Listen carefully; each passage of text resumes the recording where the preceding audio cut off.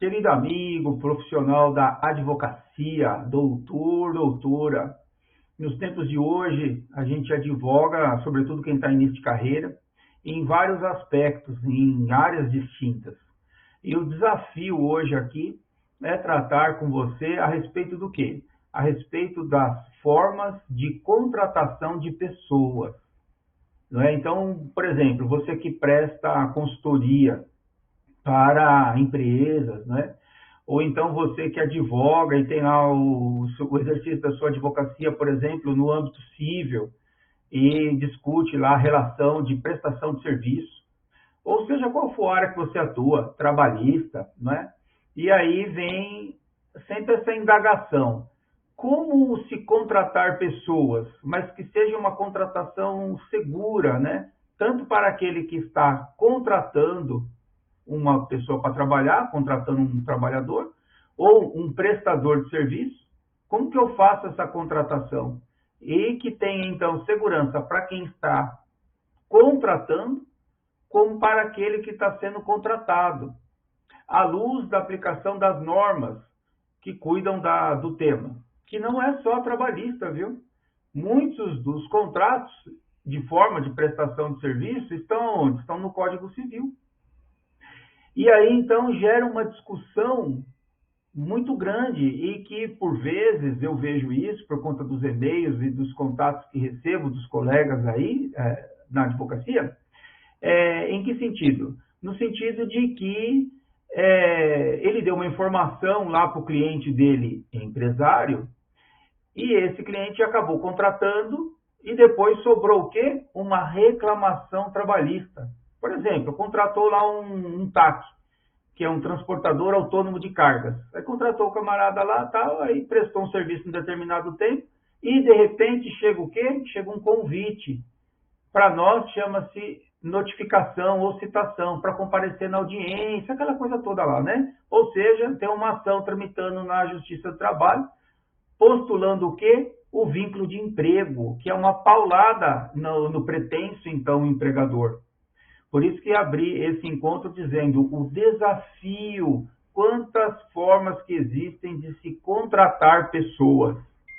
Não é? Meu nome é Custódio Nogueira, sou advogado, professor em Direito do Trabalho e vim aqui para bater um papo a respeito de contratação de pessoas. Como se contrata pessoas, pelo menos com um pouco de segurança. Essa contratação de pessoas é contratação de pessoas físicas e jurídicas. E aí nós vamos ver isso. É um desafio, né? Preparei aqui um rol que nós vamos explorar durante o nosso encontro, que vai tratar dos seguintes temas. Então, por exemplo, como pode ser um contrato de trabalho específico de quem está aí numa atividade com carteira anotada. Esse contrato de trabalho pode ser, por exemplo, por prazo determinado, mas veja, esse é com carteira anotada. Estes que eu vou comentar é com carteira anotada. Naturalmente que nós vamos ver isso passo a passo. Aqui é só uma preliminar. Pois bem, nosso encontro, devo até informar, nosso encontro está dividido em 3 aulas. Cada encontro desse, cada aula dessa, que são 3, são divididas em 4 tempos, 4 partes, 4 blocos, daí de aproximadamente 30 minutos, às vezes um pouco mais, às vezes um pouco menos, tá bom? Então, esse é o contexto da coisa toda. Mas antes de adentrar no tema e começar a explorar modalidade por modalidade de contratação de pessoas, quer com a carteira anotada, quer sem anotar a carteira dentro de uma prestação de serviço, é importante a gente enxergar, né, ter uma visão aí holística da coisa, quer enxergar o todo para depois vir especificando. Então, olha que interessante. Contratação de pessoas com a carteira anotada. Então, nós temos o quê? O contrato de trabalho determinado, que é a regra, né? Ou melhor, colocando, o contrato de trabalho indeterminado. O contrato de trabalho indeterminado é a regra, é aquele que não tem prazo para acabar. E aí, em contrapartida, tem o contrato de trabalho determinado no tempo, em que, em algumas situações, o empregador, e aí é sempre carteira anotada essa primeira parte, o empregador poderá contratar pessoas, não é, por um período de tempo específico. Tem lá 3 hipóteses e nós estudaremos no momento oportuno. A outra forma de contrato de trabalho, ainda com carteira anotada, é o contrato de trabalho intermitente. Ora tem trabalho, ora não tem trabalho. Outro, o teletrabalho, conhecido também como home office, por conta aí do período de limitação aí de pandemia, essa coisa toda, o trabalho aí no home office, o teletrabalho, ele exponenciou. Então, nós vamos verificar como é que funciona essa contratação para que você tenha segurança para entender o instituto jurídico, quer para você passar informação para o seu cliente, quer para estar ajuizando uma ação, ou então respondendo uma ação, né, por conta lá da contestação. Que mais? Tem a jornada de tempo parcial, que é uma outra forma de contratação de pessoa com a carteira de trabalho anotada. Tem uma outra forma, que é o contrato de trabalho temporário, que muitos advogados confundem com o contrato de trabalho determinado. O contrato de trabalho determinado no tempo não é sinônimo de contrato de trabalho temporário. Os efeitos jurídicos de ambas as contratações são bastante distintos. Então, há que ser técnico, muito cuidado com isso. E tem também a terceirização, que é uma forma de contratação de pessoas, e o contrato do jovem aprendiz. Jovem aprendiz que, por sua vez, é confundido com o contrato de estagiário. Só que veja, estes que eu comentei até agora no jovem aprendiz, todos estes têm o que em comum? Estes daí têm o que? Carteira de trabalho anotada. O que significa carteira de trabalho anotada? Significa trabalho formalizado, trabalho que o INSS reconhece esses trabalhadores como o quê? Como segurados do INSS, gozando, portanto, dos benefícios que a autarquia lá confere, de acordo com os requisitos para cada benefício que a autarquia disponibiliza. Pois bem, estas, então, são formas de contratação de pessoas dentro do que se conhece como relação de emprego, que é o contrato de trabalho subordinado, aquele anotado na carteira de trabalho. Pois bem, agora temos, então, outras formas de contratação de pessoas, né, que não têm a carteira de trabalho anotada, como, por exemplo, o autônomo, pessoa física. Ele não tem a carteira de trabalho dele anotada. Por quê? Porque ele é autônomo, ele é pessoa física. Existe também o autônomo, pessoa jurídica, que ele é o tal do freelance. Ele presta um serviço e ele não tem a carteira dele de trabalho anotada, até porque ele é MEI, né, microempresa, então ele presta um serviço para o tomador do serviço dele. Isso aí não é relação de emprego. Tem lá uma outra relação, que é o cooperativo, que decorre das cooperativas. Quem está numa cooperativa é um cooperado, não é um empregado. Veja como é diferente. Todos esses que eu estou comentando não têm a carteira de trabalho anotada. Representantes comerciais autônomos, que é diferente da figura do autônomo simplesmente. Dentro desse contexto, vai ter o contrato de agência. Este contrato de agência é um que está, por exemplo, no Código Civil. Tem um contrato de empreitada, que também está lá no Código Civil. Esse daí não é um contrato com carteira anotada. E o transportador autônomo de cargas, como eu havia comentado, dentre outros. Então, e ainda o estagiário. O estagiário, ele não é empregado propriamente dito, né? O estagiário é uma figura que está fora da relação de emprego. Então, todos esses que eu comentei são que tipo de figura? Esses daí estão fora de uma relação subordinada, de uma relação de emprego, porque faltam alguns dos requisitos para a configuração da relação de emprego que nós vamos ver.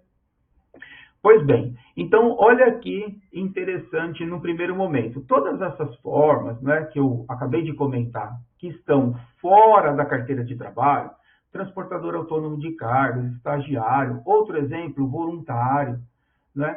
O autônomo, pessoa física, ou mesmo autônomo, pessoa jurídica, enfim, todas essas últimas figuras que eu comentei sem carteira anotada, existe uma forma adequada de fazer essa contratação.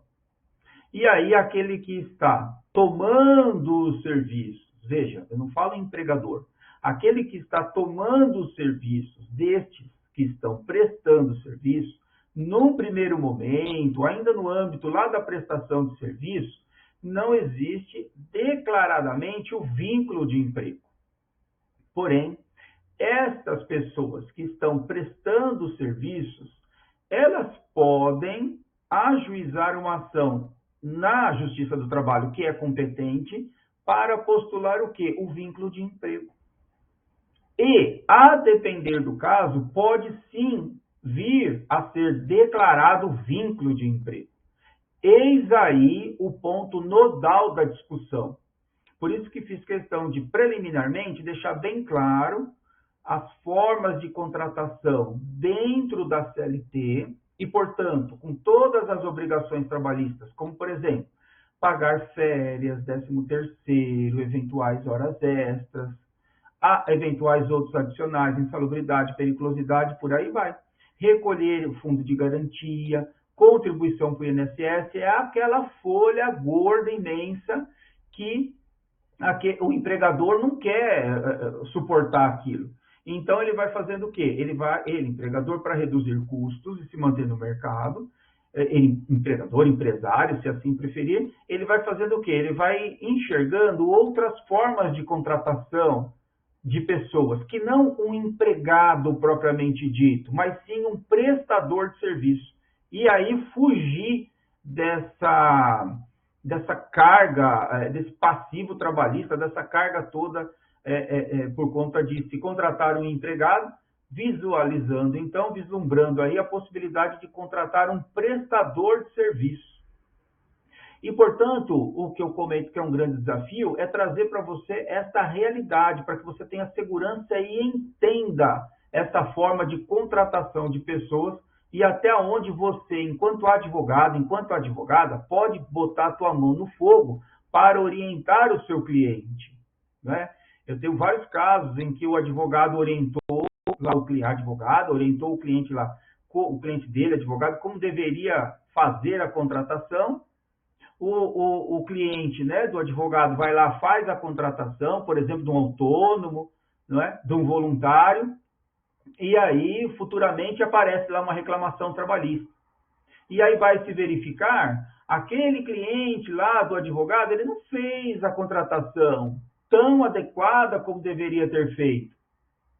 E aí sobra lá a procedência de uma ação trabalhista e uma pancada no valor de condenação, que então o cliente, ou agora ex-cliente daquele advogado, né, ficou pé da vida, e agora o advogado acaba até perdendo o contrato dele com aquele cliente.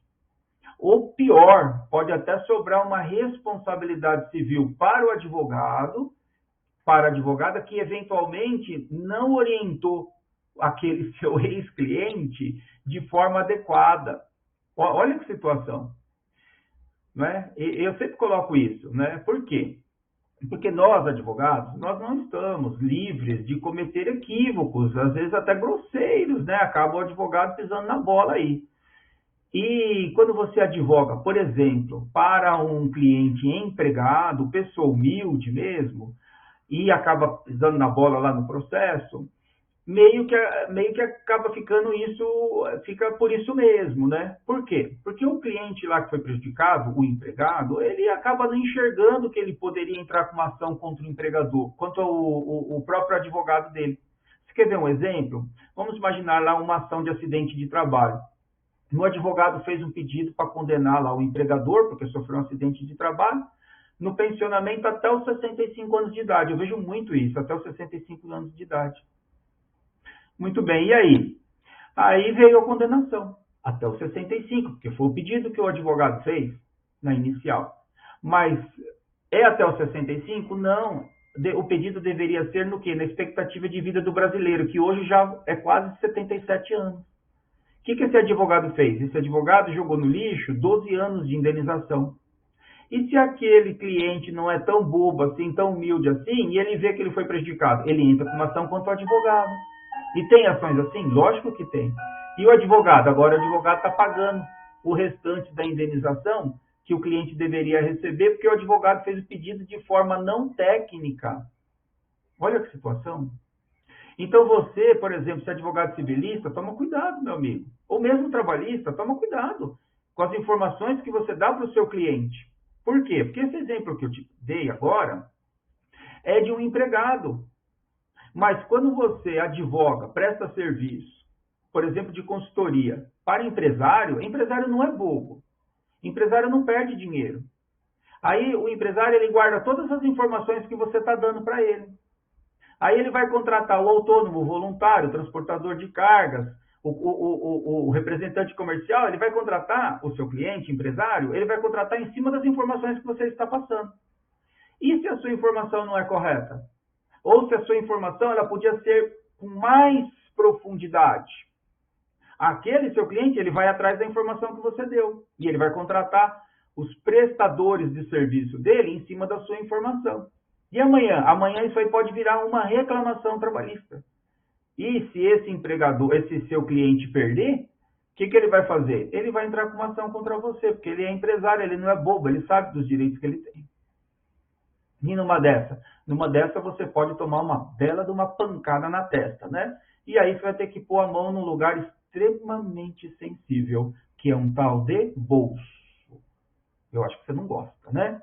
Por isso, então, que esse nosso encontro aqui, penso eu, assim, com muita humildade, ele é bárbaro, porque ele disponibiliza para você uma orientação técnica do que, por exemplo, das formas de contratação dentro da carteira de trabalho e as formas de contratação fora da carteira de trabalho.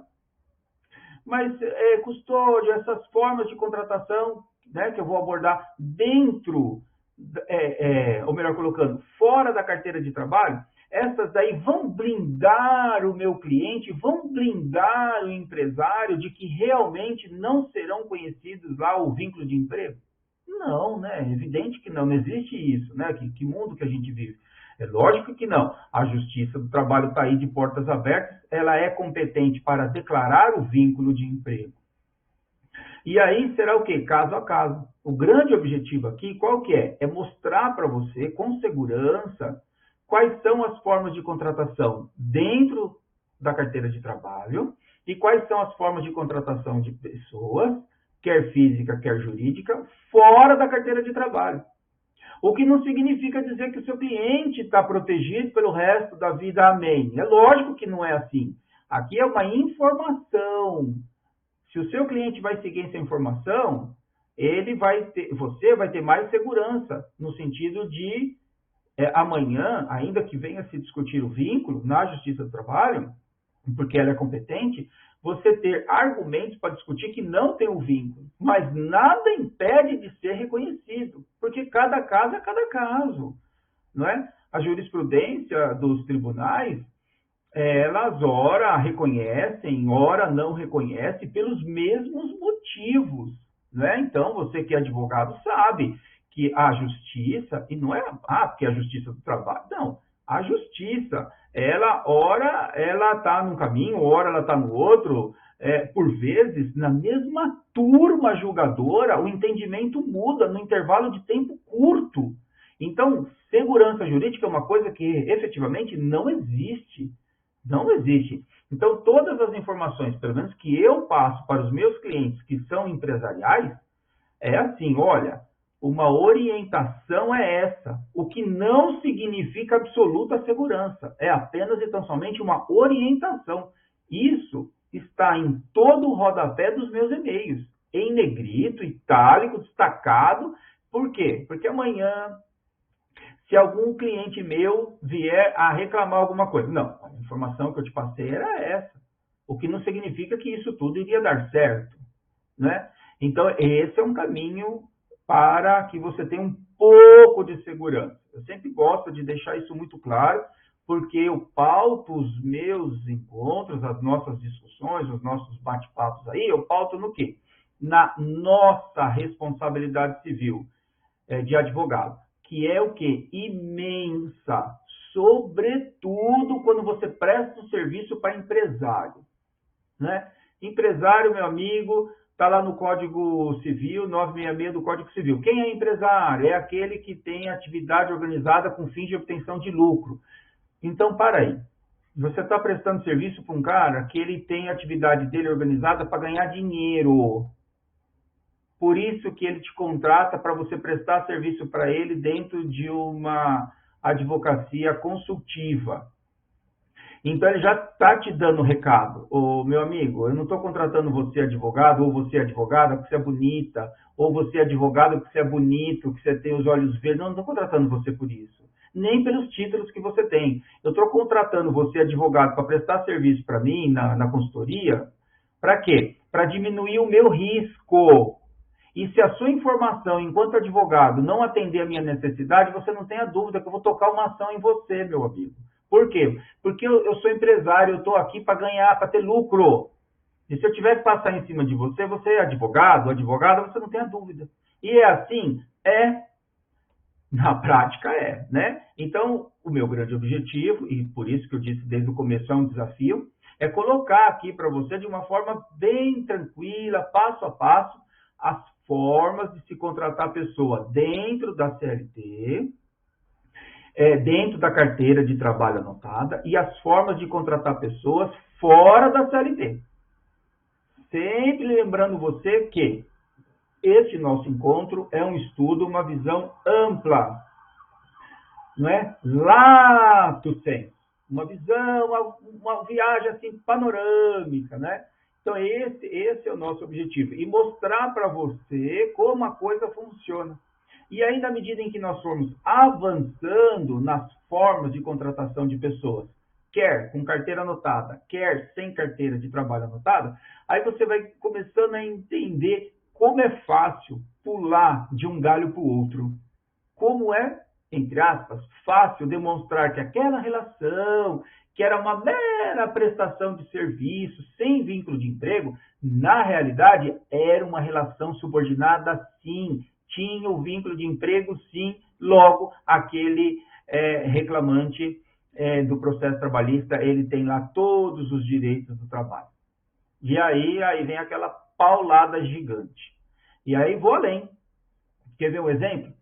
Inclusive, tenho casos nesse sentido. O empregado presta serviço lá desde 98, 99. Às vezes até mais antigo. Poxa, a gente está falando aí de mais de 20 anos de vínculo. Aí você que conhece um pouco de trabalhista, você fala assim, mas Custódio, é só os últimos 5. Sim, é só os últimos 5, são só os últimos 5 anos para fins trabalhistas. Mas para fim previdenciário, é desde a primeira prestação de serviço, 20, 25 anos atrás. Então pode dar o efeito previdenciário em todo esse passivo aí. Aqui na Justiça do Trabalho? Aqui na Justiça do Trabalho é para reconhecer o vínculo e ganhar os direitos aí, caso reconhecido, dos últimos 5 anos. Mas e anterior aos últimos 5 anos, até o primeiro prestação de serviço? Aí é para fim previdenciário. Reconhece o vínculo aqui na trabalhista e lá na federal postula, então, as contribuições previdenciárias e aí é de todo o período. É uma ação, assim, é de arrepiar o pelo, assim, você fica, assim, assustado com o tamanho da paulada que pode dar uma ação dessa natureza. Tá certo? Então, a gente tem que ter muita cautela quando você for orientar o seu cliente, né?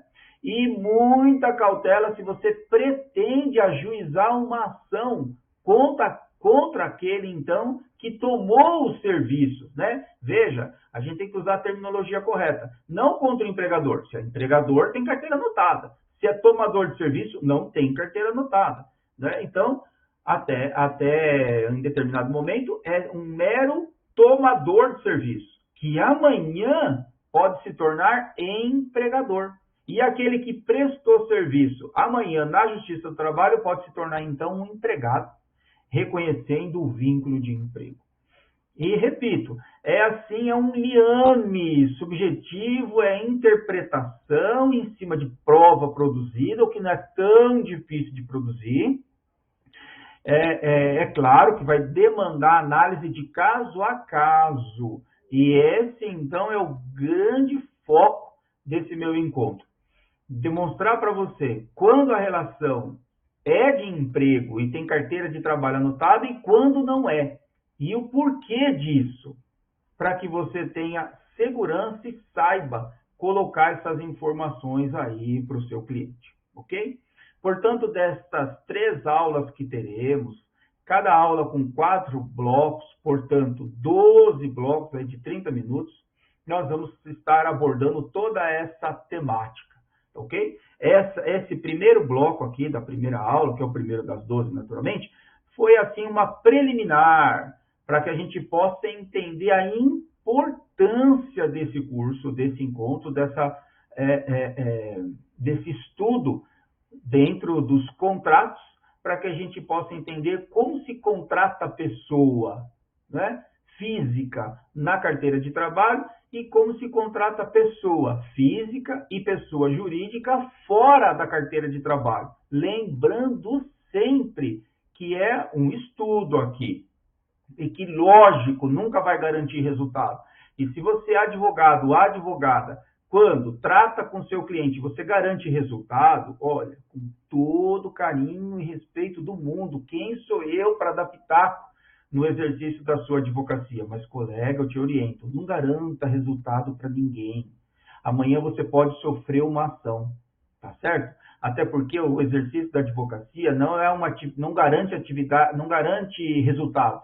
Não é uma atividade fim, a nossa atividade é meio. Contudo, neste meio da nossa prestação de serviços, não se admite deficiência técnica. A deficiência técnica é que faz com que nós, advogados, possamos ser condenados dentro de uma ação civil, onde o nosso ex-cliente, amado cliente, nosso ex-cliente se torna autor e nós nos tornamos réus. Aonde? Numa ação de indenização no cível, na justiça comum, né? E aí pode sobrar uma bela de uma paulada. Então, não garanta resultado, garanta dedicação, esforço, conhecimento técnico na condução das tratativas, quer judicial, quer extrajudicial, ok? Então, vamos lá. No começo dos materiais, eu sempre trago os meus contatos. Deixo para você aqui o meu Instagram, @profcustódio_nogueira. Recebo muitos directs no Insta aqui e sempre respondo. Que mais? Deixo meu e-mail para você, que está aqui também. E eu tenho um canal no Telegram.